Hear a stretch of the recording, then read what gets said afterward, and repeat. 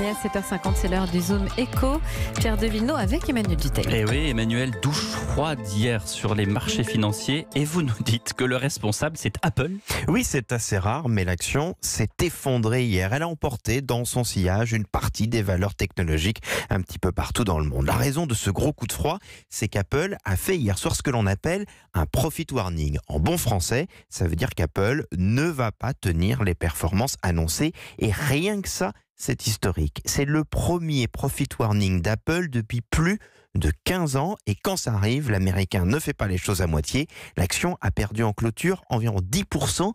Pire séance depuis plus de 5 ans. Le groupe qui traverse une vraie crise de confiance en bourse, son titre a perdu plus du tiers de sa valeur depuis ses records de début octobre. Apple, qui a été il y a quelques mois la toute première entreprise au monde à valoir en bourse 1000 milliards de dollars, pèse ce matin moins de 700 milliards. Et pourquoi ces inquiétudes autour d'Apple ?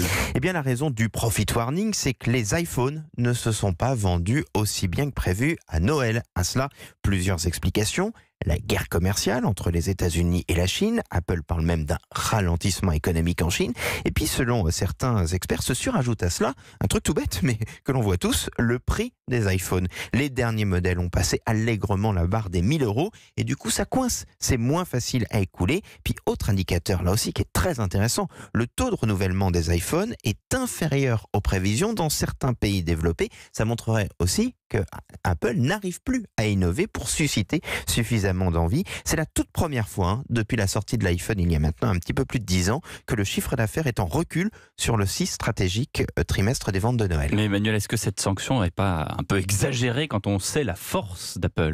Alors sûrement en partie, mais ce qui inquiète, c'est que ça fait plusieurs temps que les investisseurs disent « Attention !» il va y avoir un essoufflement de l'iPhone et c'est problématique parce que l'iPhone représente environ un tiers des ventes d'Apple. Jusque-là, Apple avait toujours déjoué tous les pronostics, fait toujours mieux que ce qui était prévu, mais là, on le voit, ça coince un peu. Et une fois de plus, se pose donc toujours la même question, mais après l'iPhone, il y aura quoi chez Apple ? Et c'est finalement ça, la seule vraie question.